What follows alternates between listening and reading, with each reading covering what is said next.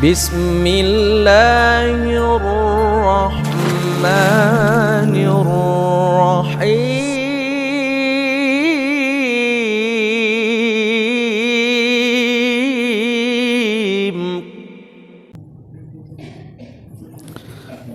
Baik, kita mulai.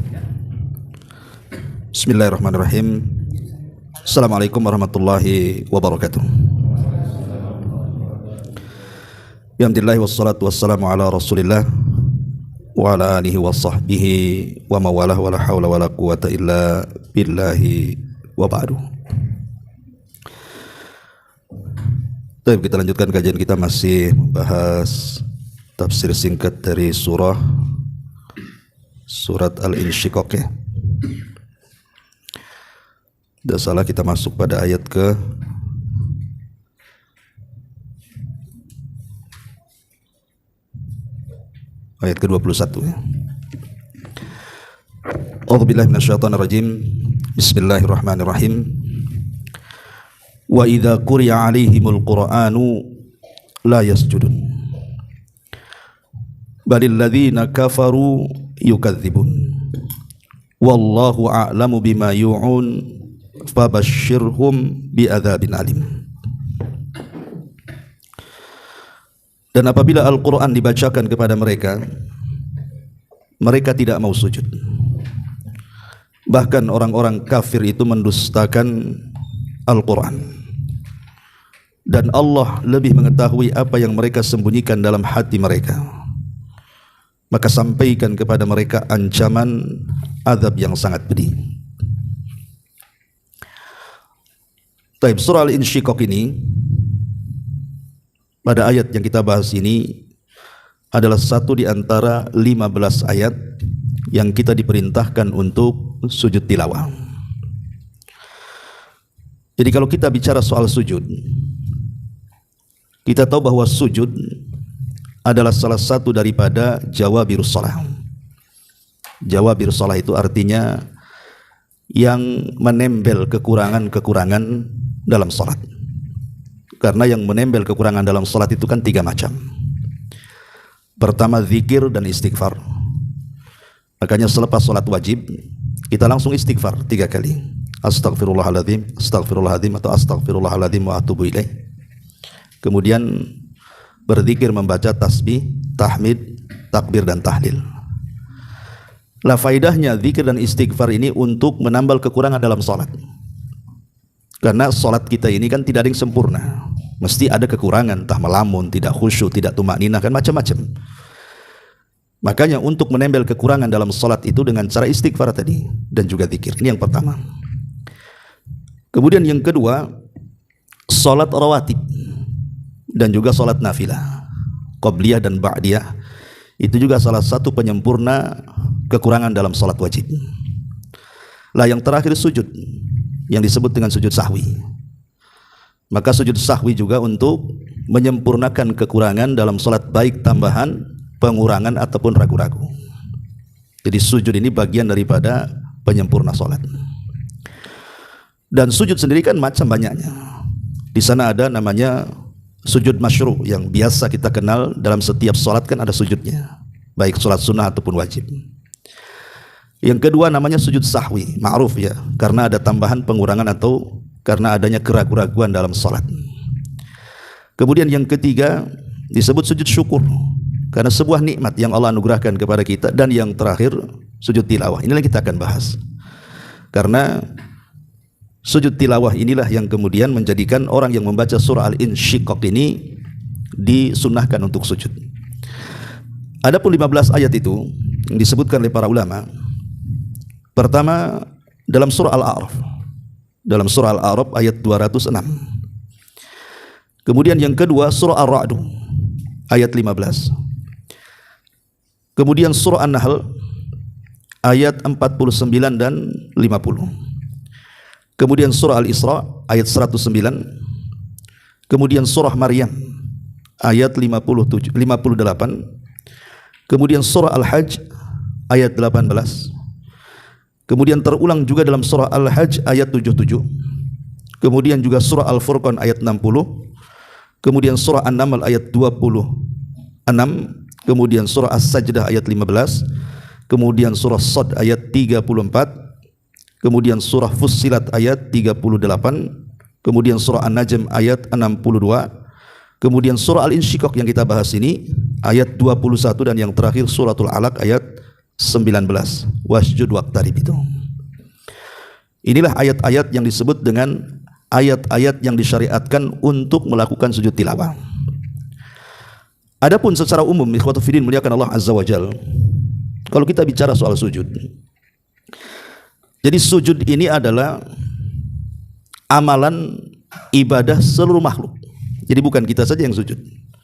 Semua makhluk yang Allah ciptakan itu semua sujud kepada Allah Azza wa Jalla. Dan itu kita bisa baca dalam surah Al-Isra ayat 44. Di mana Allah Subhanahu wa taala mengatakan dalam surah Al-Isra di situ,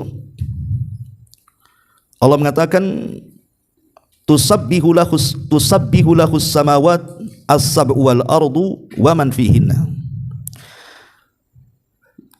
Langit-langit yang 7 dan juga bumi-bumi dengan lapisannya dan seluruh makhluk di antara keduanya, mereka bertasbih. Ahli tafsir mengatakan bahwa yang dimaksud tasbih di sini artinya sujud. Ini yang pertama. Kemudian lebih jelasnya lagi, baca surah Al-Hajj ayat 18.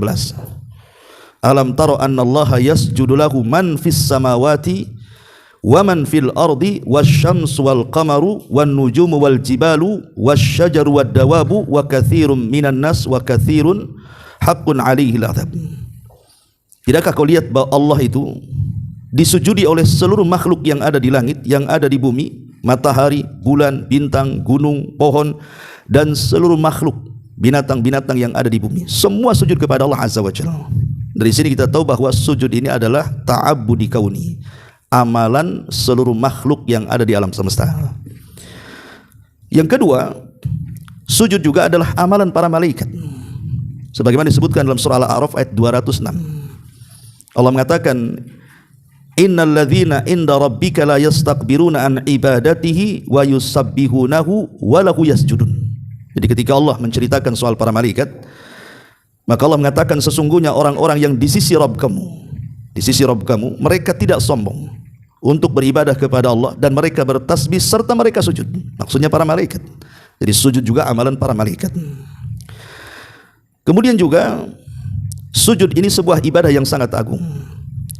Makanya tidak boleh diberikan kecuali kepada Allah Subhanahu wa taala. Allah mengatakan dalam surah An-Najm ayat 62, fasjudu lillahi wa'budu. Sujudlah kepada Allah dan sembahlah Allah.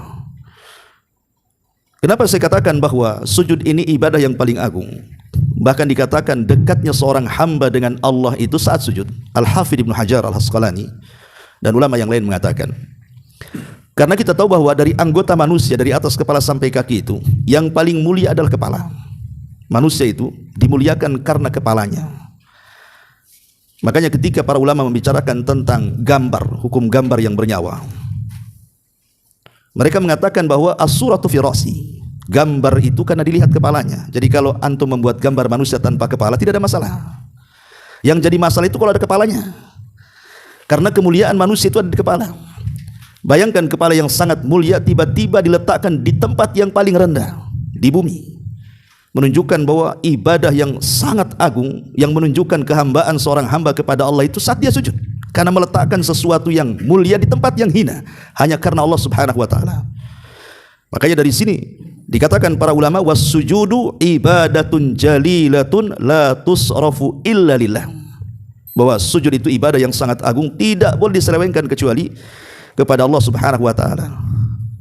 Makanya Syekhul Islam Ibn Taimiyah rahimahullahu taala ketika membahas seseorang yang bersalaman dengan orang tua dalam kondisi ruku, itu diharamkan, tidak boleh menunduk.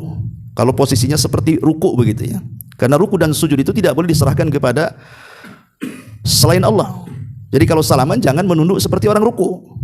Ya biasa saja kan itu. Kalau nunduk sedikit, tapi jangan seperti orang yang seperti ruku, karena ruku dan sujud tidak boleh diberikan kecuali kepada Allah Subhanahu wa taala. Kemudian juga berkaitan dengan sujud, bahwa setan itu memanfaatkan ibadah yang agung ini untuk menghinakan manusia. Makanya bagaimana caranya setan itu menghina manusia agar mereka beribadah kepada syaitan dengan cara sujud. Di zaman Nabi Sulaiman alaihissalam, Nabi Sulaiman itu ketika membariskan sebuah pasukan, itu kan kehilangan satu tentaranya, burung hudhud. Dan burung hudhud dijelaskan dalam sirah itu, dia sebagai muhandis. Muhandis itu insinyur. Bayangkan burung jadi insinyur. Antum tidak jadi insinyur. Burung Sulaiman itu jadi insinyur. Dialah yang mencari air. Jadi burung hudhud ini tugasnya mencari air. Karena kan Nabi Sulaiman kalau berjalan ya ke padang pasir, ke gunung-gunung kan gitu ya. Jadi kalau ada air dia memberitahu.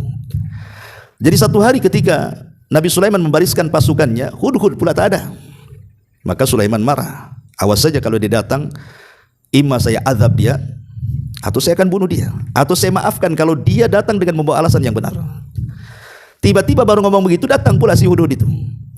Kemudian dia menceritakan bahwa dia baru saja pergi ke sebuah tempat yang ada istana megah, di mana di Yaman. Padahal pasukan ada di Palestina, kan? Palestina ke Yaman itu kan luar biasa. Berarti hudhud ini diberikan kemampuan terbang begitu cepat. Kemudian dia melaporkan kepada Sulaiman bahwa dia punya ilmu yang ia tidak punya, menunjukkan Sulaiman tidak tahu yang gaib. Walaupun dia punya kemampuan macam-macam kan, tapi dia tidak tahu yang gaib. Buktinya dia tidak memiliki pengetahuan seperti hudhud. Tapi Sulaiman ini menunjukkan tawadhu, dia mau mendengarkan alasan hudhud. Kemudian dia mengatakan, inni wajadtu imra'atan tamlikuhum wa utiyat min kulli syai'in wa laha arsyun azim. Wahai baginda Sulaiman, aku mendapatkan di istana itu seorang wanita yang merajai mereka, dan diberikan segala sesuatu dari istananya, dan ada istana yang sangat megah di situ. Tetapi dia mengatakan apa? Wajadtuha wa qaumaha yasjuduna lisyamsi min dunillah. Tapi sayang wanita itu dan kaumnya menyembah dengan cara sujud kepada matahari, kepada selain Allah Azza wa Jalla. Dari sini menunjukkan, makanya Sulaiman kemudian mengirim surat kalau itu benar. Kemudian surat itu sampailah di istana Balqis itu. Makanya ayat selanjutnya Allah mengatakan wa zayyana lahumus syaitan. Setan telah menghiasi mereka. Berarti sujudnya Ratu Balqis kepada matahari itu karena setan telah menguasai mereka. Dan memang dari sini kata para ulama istimbatnya bagaimana setan itu mengambil ibadah yang sangat agung sujud supaya manusia tidak sujud kepada Allah, sujud kepada dia.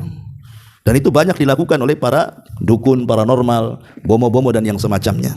Ya, ini juga berarti sujud ini ibadah yang agung sampai-sampai setan pun meminta agar manusia sujud kepada dia. Makanya ketika dia sujud, disuruh sujud kepada Adam, dia tak mau kan?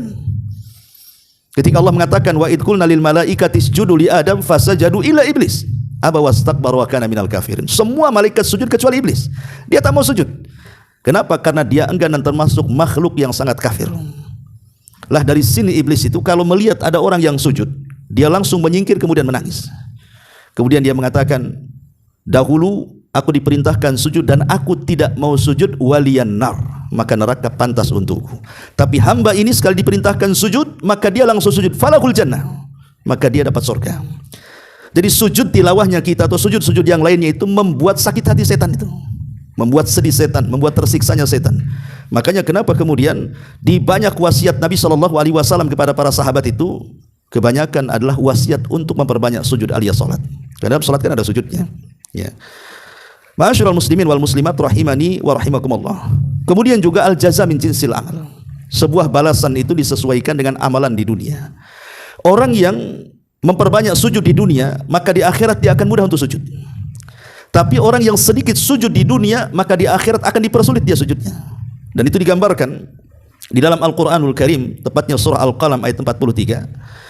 Allah mengatakan, yauma yakshifu an sakin wa yud'auna ila sujudi fala yastati'un khasyiatan absaruhum tarhaquhum dhillah wa qad kanu yud'auna ila sujudi wa hum salimun.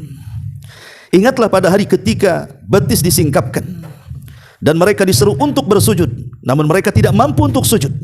Pandangan mereka tertunduk dan diliputi kehinaan. Sungguh dahulu di dunia mereka telah diseru untuk sujud pada waktu mereka sehat, tetapi mereka menolaknya. Dari sini istimbatnya, ketika kita jarang sujud di dunia, maka ketika disuruh sujud ketika Allah menampakkan betisnya, mereka tidak sanggup sujud. Sama juga orang-orang yang banyak berdiri di dunia, maksudnya qiyamul lail atau salat-salat sunnah yang lainnya selain salat wajib, maka dia akan sedikit berdiri di padang mahsyar.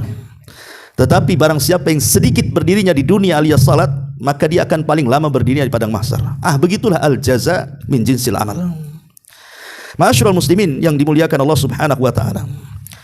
Dan sujud juga disebutkan oleh Imam Ibnul Qayyim rahimahullahu taala termasuk sa'adatud dunya wal akhirah, kebahagiaan dunia dan kebahagiaan akhirat. Kemudian beliau berdalil dengan kisahnya tukang sihir.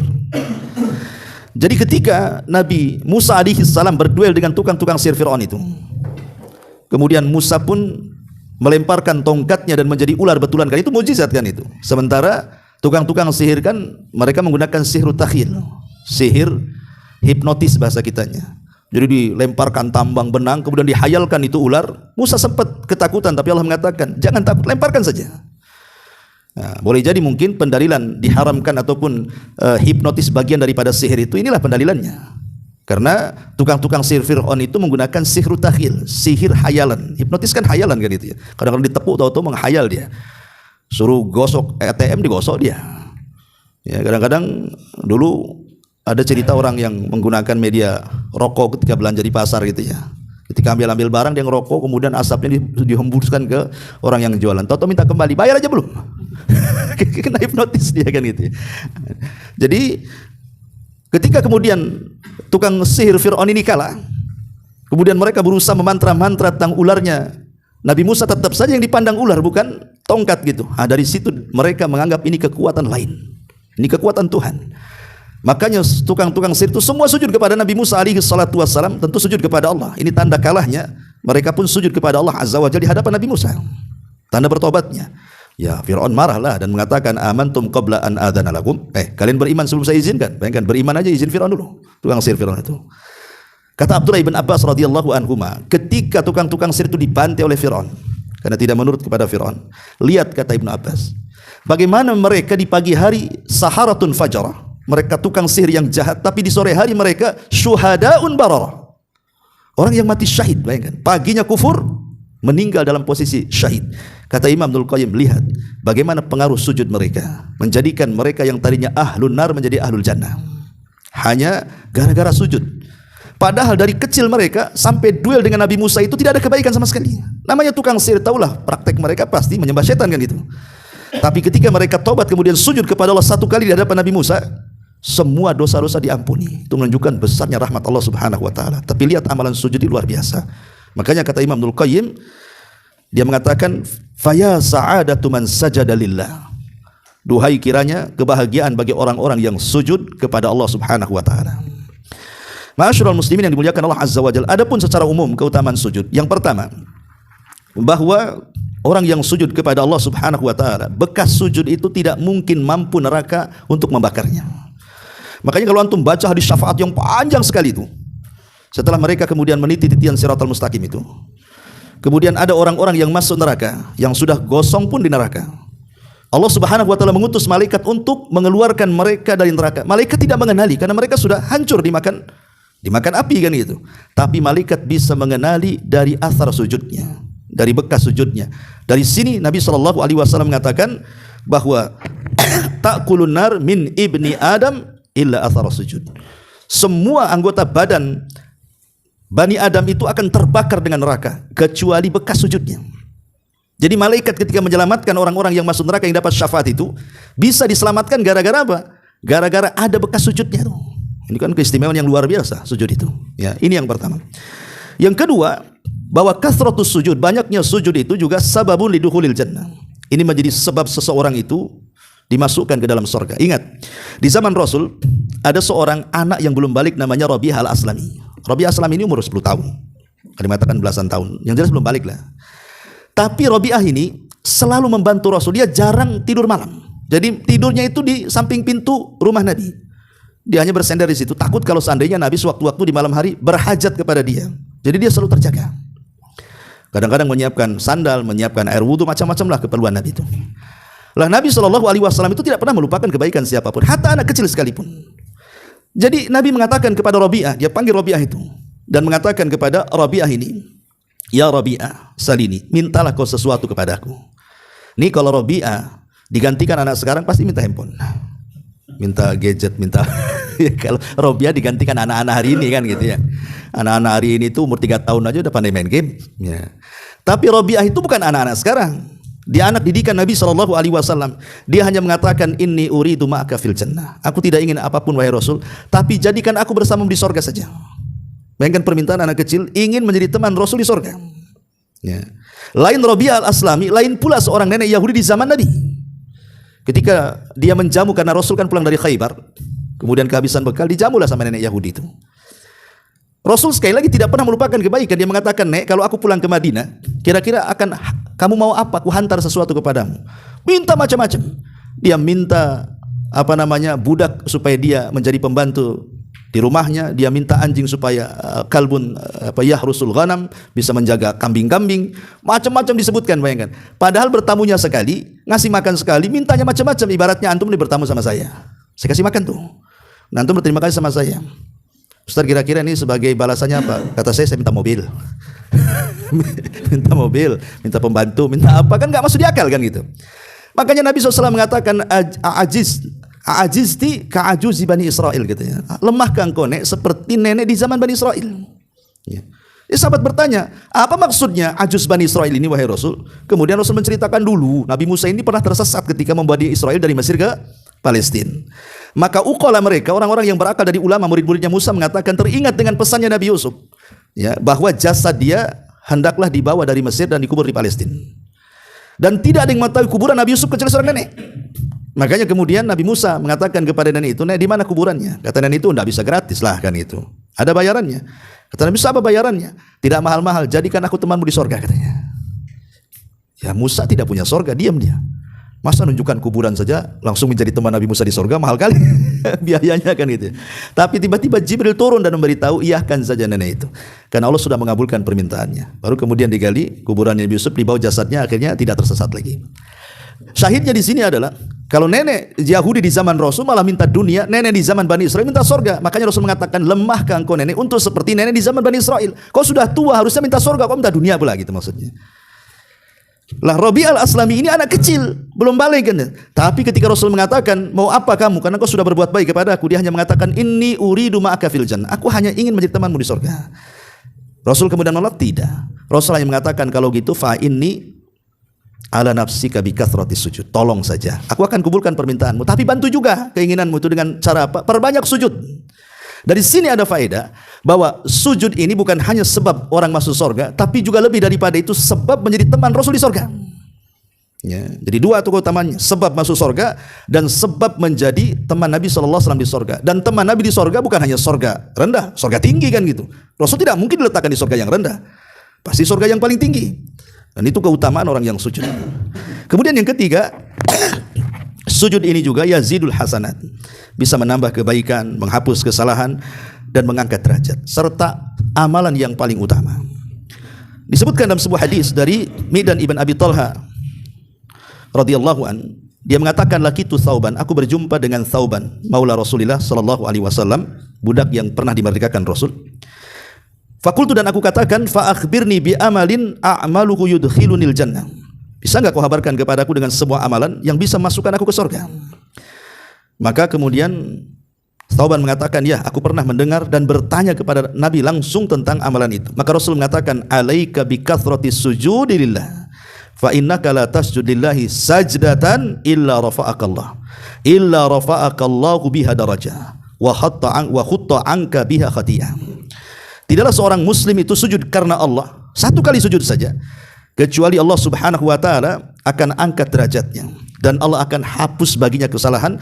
Dalam riwayat yang lain, kataballahu lahu biha hasanah, Allah akan catat baginya kebaikan. Berarti di sini ada tiga, dicatat kebaikan.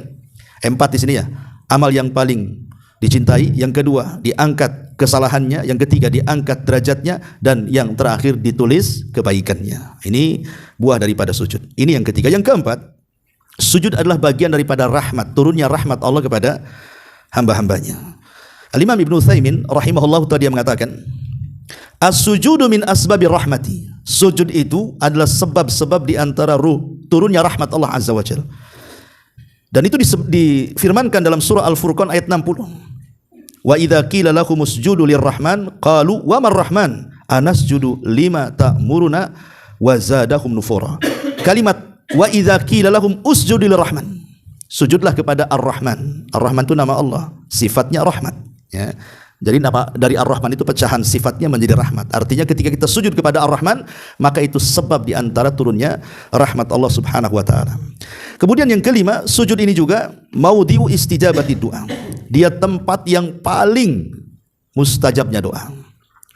Nabi SAW sampai mengatakan, fa ammas sujud fajtahidu fid du'a faqaminun an yustajaba lakum. Ingat, sujud itu posisi yang paling mustajab doa. Jadi kalau antum ingin berdoa dan mudah diijabah, posisikan ketika sujud. Mungkin kalau umpamanya sholat wajib ya mungkin agak susah karena kita harus mengikuti gerakan imam. Tapi dalam sholat sunnah kan kita bisa memperpanjang sujud kan. Apalagi sholat itu ditempatkan dengan waktu-waktu yang mustajab lainnya seperti sulusul akhir, ya di sepertiga malam akhir gitu kan. Makanya kenapa kalau kita membahas keajaiban tahajud itu karena ada keajaiban sujud di situ tuh.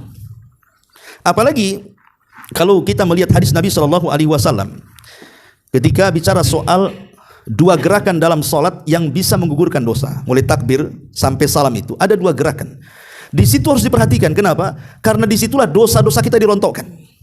Dalam sebuah hadis yang disahihkan oleh Syekh Nasiruddin Al-Albani rahimahullahu taala, kata Nabi SAW, innal abda idza qama yusalli utiya bidhunubihi fawudi'at ala ra'si. Seorang hamba itu kalau sedang sholat, maka akan datangkan dosa-dosanya kemudian diletakkan di kepalanya. Kemudian kata Nabi SAW, au atikihi, dan juga diletakkan di pundaknya. Jadi dua tempat dosa itu diletakkan ketika sholat. Pertama di kepala, yang kedua di pundak. Kemudian kata Nabi SAW, fakullama raka'a au sajada tasaqatat anhu. Setiap dia ruku ataupun sujud, disitulah rontok dosa-dosa kita. Makanya kenapa saat sholat itu harus betul-betul tuh diperhatikan ruku dan sujudnya. Karena ada hadis yang mengatakan ada orang yang sholat 60 tahun tidak diterima sholatnya. Kenapa? Karena tidak pernah tumakninah ketika ruku dan sujudnya. Karena di situ justru tempat di mana dosa kita itu akan dirontokkan tuh. Nah, sementara kalau umpamanya ruku, Allahu Akbar, kayak sholat tarawih 5 menit, gimana ceritanya tuh? Mungkin belum jatuh udah diangkat dosanya. Jadi nggak jatuh-jatuh. Karena terlalu nggak tumakninah kan itu. Disuruh lama biar dosa kita ini loh rontok di situ. Dan sujud pun disuruh lama supaya dosa kita rontok. Makanya ketika Rasul mempermisalkan sholat itu, mempermisalkan dengan bagaimana pendapatmu kalau di depan rumahmu ada sungai bersih, kemudian kau mandi 5 kali, bukankah kau bersih? Ya bersih wahai Rasul. Begitulah sholat membersihkan dosa-dosanya. Kapan itu? Ketika ruku dan sujud, gitu maksudnya. Artinya sujud juga adalah ibadah yang agung untuk merontokkan dosa. Bukan hanya sekedar aqrab ma yakunu min rabbih, ya, jadi seorang hamba lebih dekat dengan Rabbnya, tapi lebih daripada itu sujud bisa merontokkan dosa-dosa kita. Kemudian juga sujud ini juga pembeda umat Muhammad dengan umat yang lainnya. Jadi ketika Nabi SAW ditanya oleh para sahabat, ya Rasul, bagaimana kau bisa mengenali umatmu pada hari kiamat? Jumpa saja di dunia tidak? Apa kata Nabi SAW? Ara'aita law dakhalta siratan fiha khailun duhmun buhmun wa fiha farasun, kemudian aghar muhajjal amma kunta ta'rifuhu minha? Qala bala fa inna ummati ghurran minas sujud muhajjaluna minal wudu.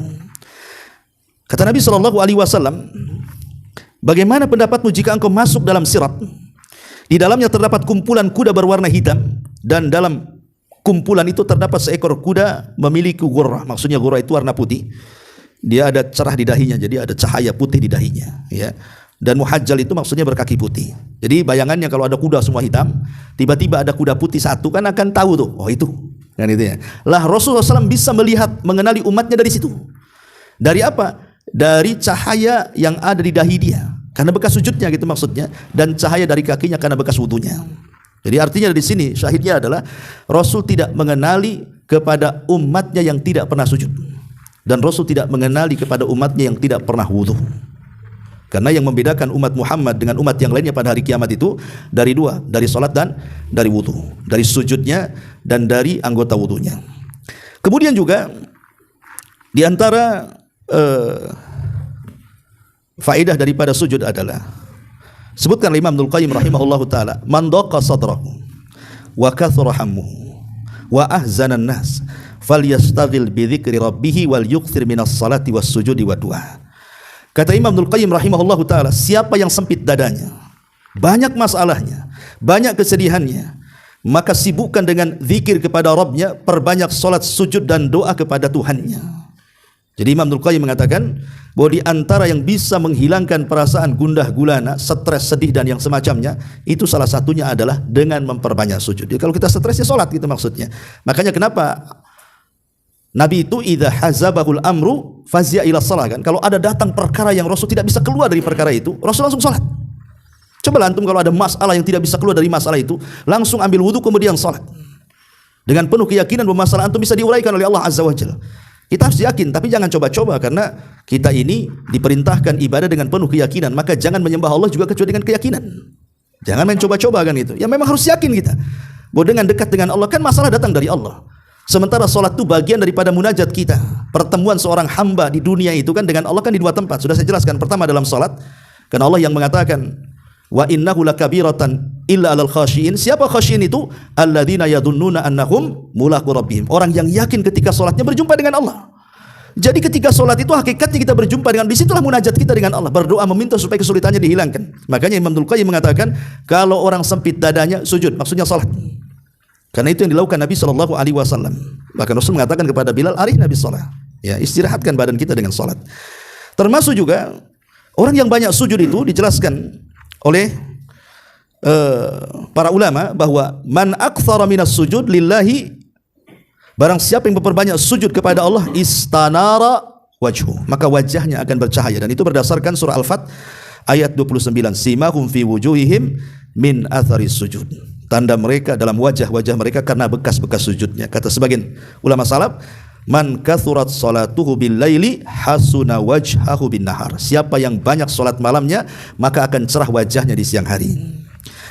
Ma'asyiral muslimin yang dimuliakan Allah Azza wa Jalla. Sampai-sampai kalau kita melihat kebiasaan para ulama salaf itu, mereka kebanyakan meminta doa kepada mereka ingin mati dalam posisi sujud. Jadi para ulama itu kalau meminta kematian, mereka minta kalau bisa matinya dalam posisi sujud. Dan banyak para ulama yang meninggal ketika sujud.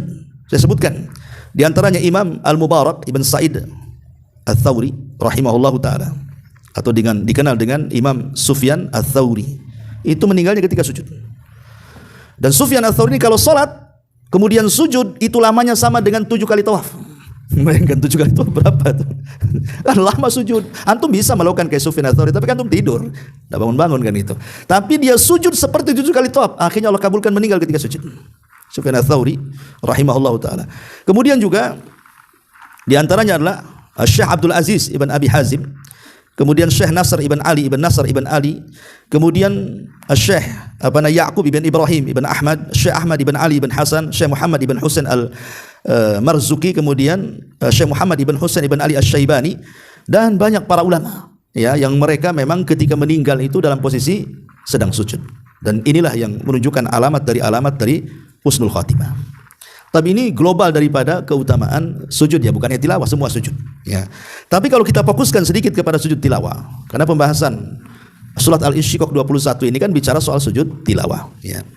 Lah sujud tilawah sendiri hukumnya tidak wajib, dia sunnah. Dia mustahab inda jumhuril fuqaha, dia hanya sunnah saja menurut mayoritas ahli fikih. Artinya kalaupun ditinggalkan tidak ada masalah. Kalau seandainya dikerjakan ya dapat pahala gitu maksudnya. Ya, jadi hanya sunnah saja. Dan kalau seandainya antum membaca Al-Quran kemudian bertepatan dengan 15 ayat sajdah itu, maka cukup mengisyaratkan kepalanya saja, menunjukkan antum sujud tilawah, mengisyaratkan kepalanya saja begini, nah gitu, sambil berdoa subhana rabbiyal a'la. Begitu juga dijelaskan bahwa di antara syurut daripada sujud ini, ishtaratu jumhurul fuqaha li hada sujud ma yashtaritunahu lisujudi salati. Sebagian jumhur fuqaha memberikan syarat kepada sujud tilawah ini seperti yang disyaratkan dalam sujud salat. Min taharatin, pertama harus suci, kemudian wastiqbalil qiblah, menghadap kiblat, wasatril aurah, kemudian menutup aurat. Walakin aradahum ba'dul ulama, tapi sayang pendapat ini kemudian dibantah oleh sebagian para ulama. Di antaranya Imam Syaukani membantah dan mengatakan laisa fi ahadits sujudut tilawah ma yadullu ala i'tibari an yakuna sajid mutawaddian. Kata Imam Syaukani, tidak disyaratkan sebagaimana pendapat jumhur bahwa sujud tilawah itu harus berwudu. Tidak berwudu pun tidak ada masalah. Karena membaca Quran sendiri kan tidak wajib berwudu. Boleh seseorang tanpa wudu pun baca Al-Quran kan itu. Yang jadi perselisihan itu kecuali wanita haid dan nifas saja. Ya. Tapi sekarang kan kalau ingin keluar dari khilaf kan menurut fatwa ulama kontemporer boleh membaca Quran wanita haid dan nifas itu dari handphone. Ya, karena handphone itu bukan mushaf. Ya, handphone itu alat elektronik yang bisa dihilangkan, bisa dimunculkan. Yang dilarang itu kalau betul-betul pegang mushaf. Nah, itu yang menjadi khilaf ulama. Tapi kalau baca Al-Quran dari handphone, itu sepakat ulama kontemporer dibolehkan. Makanya ibu-ibu dengar ya, kalau ibu lagi haid, lagi nifas, ingin baca Quran, sekarang kan udah handphone kan. Kadang ibu tuh 3 pula handphonenya, satu untuk marketplace, satu untuk Tokopedia, satunya untuk apa lagi gitu. Ya udahlah intinya bahwa tidak mesti wudu. Begitu juga tidak mesti menghadap kiblat, walaupun afdolnya menghadap kiblat. Ya. Ma'asyiral muslimin yang dimuliakan Allah Azza wa Jalla, baik kita tidak memperbanyak masalah ya dalam masa ini karena waktu juga, apalagi masalah fikih ini kan banyak khilaf. Kita langsung bicara tentang tata cara sujud tilawah saja. Ada beberapa poin. Yang pertama, para ulama sepakat bahwa sujud tilawah cukup dengan sekali sujud. Jadi ulama sepakat bahwa sujud tilawah itu sekali sujud, bukan 2 kali sujud. Ini yang pertama. Yang kedua, bentuk sujudnya sama dengan bentuk sujud salat, artinya harus arkan sujud itu, rukun-rukun sujud yang 7 nempel di bumi. Dahi dan hidung, 2 telapak tangan, 2 lutut, dan 2 kaki. Sama dengan sujud salat. Kemudian yang ketiga, tidak disyariatkan berdasarkan pendapat yang paling kuat wallahu alam, adanya takbiratul ihram. Ya, dan tidak disyaratkan harus salam. Tidak ada takbiratul ihram dan tidak ada salam. Ya, ini sekali lagi bicara sujud tilawah di luar salat. Ya. Ini yang ketiga, dan ini pendapatnya Syekhul Islam Ibnu Taimiyah rahimahullah taala. Kemudian yang keempat, disyariatkan pula untuk bertakbir ketika hendak sujud dan ketika hendak sujud dan bangkit dari sujud. Ini berdasarkan keumuman ya, keumuman hadis daripada Wa'il bin Hujr radhiyallahu an. Kemudian yang kelima, lebih utama sujud tilawah itu dimulai dalam keadaan berdiri. Walaupun kita baca Qur'annya duduk, tapi kalau mau sujud lebih utama berdiri kemudian sujud gitu maksudnya. Tapi tidak mengapa kalaupun langsung sujud. Ini kan bicara masalah afdholiyah saja. Ya. Dan itu sebagaimana disebutkan oleh ulama-ulama Syafi'i, di antaranya banyak, dan juga sebagian pendapat daripada Imam Ibnu Taimiyah rahimahullahu taala. Kemudian juga di antara apa yang harus dilakukan tentang masalah doa-doa. Memang masalah sujud tilawah ini kan doa-doa yang diajarkan Nabi itu banyak. Tapi sayang, doa-doa yang diajarkan yang ma'ruf di masyarakat itu semua lemah. Dan jalannya itu tidak bisa menguatkan satu dengan yang lainnya sehingga terangkat menjadi hasan li ghairi, artinya tidak bisa dijadikan hujah. Contohnya umpamanya yang ma'ruf ya di masyarakat itu kalau sujud tilawah adalah bacaan sajada wajhi lilladzi khalaqahu wa sawwarahu wa syaqqa sam'ahu wa basarahu tabarakallahu ahsana al-khaliqin. Itu kan ma'ruf ya, doa ini dibaca ketika sujud sahwi. Wajahku sujud kepada pencipta yang membentuknya, yang membentuk pendengaran, penglihatan, maha suci Allah sebaik-baik pencipta. Lah hadis ini lemah, tidak bisa terangkat ya. Kemudian juga ada doa yang lainnya, Allahumma ktubli biha indaka ajra. Kemudian wa wada'a anni biha wizra wa ja'alaha li indaka duhura wa taqabbalaha minni kama taqabbaltaha min abdika Daud. Ini juga dilemahkan oleh para ulama. Sehingga karena hadis-hadisnya tidak bisa terangkat menjadi hasan li ghairi, tidak bisa dijadikan hujah, maka kembali kepada keumuman bacaan sujud dalam setiap sujud, subhana rabbiyal a'la. Ya, jadi semua sujud baca ini, subhana rabbiyal a'la, atau kalau agak panjang sedikit, subhanakallahumma rabbana wa bihamdika allahumma ighfirli. Ya, atau kalau ingin panjang sedikit, Allahumma laka sajadtu wa bika amantu wa laka aslamtu sajada wajhi lilladzi khalaqahu wa sawwarahu wa saqqa sam'ahu wa basarahu tabaraka ahsanal khaliqin, yang terdapat dalam Sahih Muslim. Ya. Ini diantara doa sujud tilawah. Adapun tentang masalah sedikit bicara masalah ya sujud tilawah. Bagaimana kalau seandainya seseorang itu membaca Quran di waktu larangan? Di waktu larangan itu kan ketika matahari terbit di atas kepala, ketika selepas asar, ketika selepas subuh, itu kan waktu-waktu larangan tuh. Orang itu salat kan itu ya. Maka jumhur ulama mengatakan makruh sujud tilawah itu di waktu-waktu larangan. Selepas subuh, ketika matahari di atas kepala, dan selepas asar. Tapi ulama Syafi'i mengatakan boleh, karena sujud tilawah itu bagian daripada dzatul asbab. Dzatul asbab, sesuatu yang ada sebabnya. Kenapa dia sujud? Karena ada sebabnya membaca tilawah. Maka setiap yang dzatul asbab itu, baik sholat ataupun sujud, maka boleh dikerjakan di waktu larangan. Tapi kalau pendapat jumhur mengatakan makruh, kan itu. Kemudian juga kita lihat di masyarakat nih, kalau imam namanya baca surah Iqra kan, wasjud waqtarib, kebetulan kan di ujung ayat tuh. Ya, bacaan sujud tilawahnya kan, secara otomatis kan langsung sujud. Ya. Apakah setelah kemudian bangkit dari sujud dia membaca ayat lagi? Ini menjadi khilaf para ulama kan. Ada yang membolehkan membaca Quran, ada juga diam sebentar kemudian ruku. Dua-duanya boleh, tidak ada masalah. Baik dia baca surat yang lain ataupun dia diam kemudian langsung ruku. Ya. Kemudian juga sedikit masalah adalah tentang takbir dalam sujud tilawah. Apakah perlu takbir atau langsung kita nyosor bahasa kita ya, langsung sujud ya ketika baca wasjud waqtarib langsung sujud, ataukah Allahu Akbar pakai takbir dulu ya. Maka disebutkan di sini anna fuqaha al-madhhab al-arba'ata ittafaqu ala anna al-asla fi sujudi tilawati fi sholati huwa takbir hawiyan wa rafi'an wa huwa mandubun la wajib. Wa in kana kharijus sholati faqad ikhtalafu was-shawabu annahu la takbira wa la taslima wa la tashahhuda li adami wujudid dalil. Jadi sepakat ulama madhab yang 4 Syafi'i, Maliki, Hambali dan Hanafi mengatakan kalau dalam salat ya ada takbir. Tapi kalau di luar salat, pertama kata mereka tidak ada takbir, tidak ada salam, tidak ada tasyahud. Artinya langsung sujud 1 kali, baca subhan rabbiyal a'la 3 kali, kemudian sudah, tidak perlu takbir lagi. Ya, hanya sujud, kemudian baca dan bangkit, itu maksudnya. Ya, ini juga masalah perselisihan ulama, tapi boleh menggunakan takbir, boleh tidak. Karena ini sekali lagi ikhtalafu, mereka para ulama berselisih pendapat soal ini. Wallahu alam, ini diantara kesimpulan daripada sujud tilawah. Tapi di sini Allah Subhanahu wa taala mengatakan wa idza quri'a alaihimul qur'anu la yasjudun. Apabila dibacakan Al-Qur'an kepada mereka, mereka tidak sujud. Maksudnya orang-orang kafir. Mereka tidak sujud. Balil ladzina kafaru fi takdzib. Balil ladzina kafaru yukadzibun. Bahkan orang-orang kafir itu justru mendustakan Al-Qur'an. Mereka ketika diperintah sujud tidak sujud. Wallahu a'lamu bima yu'un, dan Allah lebih mengetahui apa yang mereka sembunyikan, dan Allah ancam fabasyirhum bi'adzabin alim, maka sampaikan kepada mereka ancaman azab yang pedih. Jadi ketika turun surah An-Najm ikhwan, surah An-Najm turun itu kan semua manusia sujud, mukmin kafirnya sujud. Lah sebagian sahabat yang hijrah ke Habasyah itu, Utsman, Ja'far dan yang lainnya gitu kan, menyangka bahwa orang-orang musyrik Arab itu sudah masuk Islam semuanya ketika turun surah An-Najm itu. Jadi semua pulang akhirnya ketika dari hijrah pertama. Rupanya sampai di Mekah tidak ada yang masuk Islam. Ya, mereka hanya sujud saja gitu. Tapi bukan berarti mereka masuk Islam. Makanya kemudian mereka disiksa lagi. Balik lagi hijrah ke mana? Ke Habasyah kedua kalinya. Baru ketiga kalinya ke Madinah. Kan hijrah ke Habasyah 2 kali. Artinya orang-orang musyrik itu mereka hanya sujud sekali saja. Tapi ketika mereka diperintahkan sujud, mereka enggan. Makanya Allah Subhanahu wa taala mengatakan di sini wa idza quri'a alaihimul qur'anu la yasjudun. Apabila dibacakan kepada mereka, mereka tidak mau sujud. Mereka menolak sujud.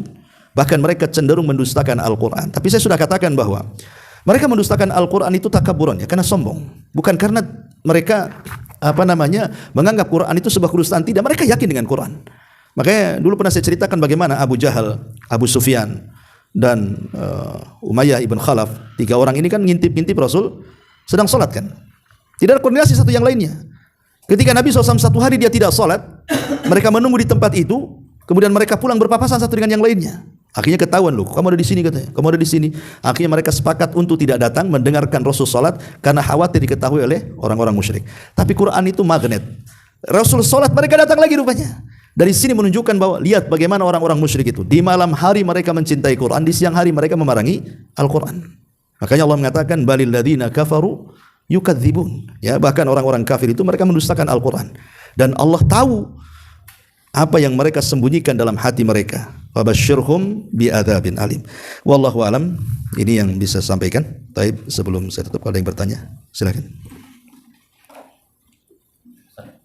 Kan sujud itu kan yang paling bagus. Bahasa yang bisa untuk pakai bahasa kita gimana bahasanya? Pada dasarnya dalam salat ya, pada dasarnya kita dalam salat itu kan inna salat lafi syughlin. Salat itu kan punya kesibukan sendiri. Artinya bacaan-bacaan salat itu harus berbahasa Arab. Tapi pernah ditanyakan kepada Syekh Muhsin Al-Badr, Profesor Abdul Muhsin Al-Badr, hafizahullah taala, boleh enggak sujud itu membaca bahasa Indonesia atau bahasa yang dipahami oleh orang yang sujud? Pemain kalau orang Padang bahasa Padang, orang Sunda bahasa Sunda, orang Sumatera bahasa Sumatera, dan begitu seterusnya. Maka beliau mengatakan boleh, dengan syarat la yuhsin al-arabiyah. Dia tidak baik berbahasa Arab. Mungkin mu'alaf dia kan, tak bisa bahasa Arab, atau mungkin kayak orang-orang awam yang tidak bisa bahasa Arab. Tapi kalau dia bisa bahasa Arab, maka sebaiknya ambillah doa-doa yang warid. Doa yang warid dari Quran, dari Sunnah, disesuaikan dengan hajat kita. Tapi kata beliau, Ya, kata Syekh Profesor Abdul Muhsin Al-Abbad itu dia boleh, tidak ada masalah. Tapi syaratnya tadi la yusin al-arabiyah. Dia tidak baik dalam bahasa Arabnya, tidak paham pun bahasa Arab kan. Ya itulah yang bisa doa. Ya, tetapi sekali lagi kalau yang wajib salat, karena bacaan subhana rabbiyal a'la, subhana rabbiyal azim itu kan di antara wajibus salat. Dia wajib salat. Maka tidak boleh menggunakan bahasa lain kecuali subhana rabbiyal a'la. Ya, begitu juga takbiratul ihram yang merupakan rukun Allahu Akbar tidak bisa diganti Allahu A'zam, atau mungkin di bahasa Indonesia kan apa namanya Allah Maha Besar, Allah Nanggadang atau apa gitu ya kan, ya tidak bisa juga, ya harus pakai bahasa Arab kan gitu ya. Karena dulu pernah juga di Malang kan ada orang yang sholat pakai bahasa Indonesia, jadi Fatihahnya diterjemahkan ya pakai bahasa Indonesia. Ini bid'ah, tidak ada contohnya.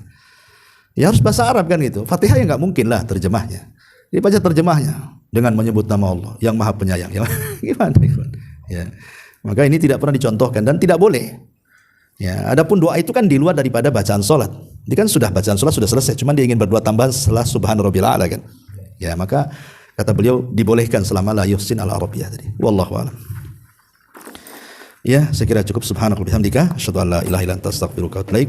Allahu taala alam. Assalamualaikum warahmatullahi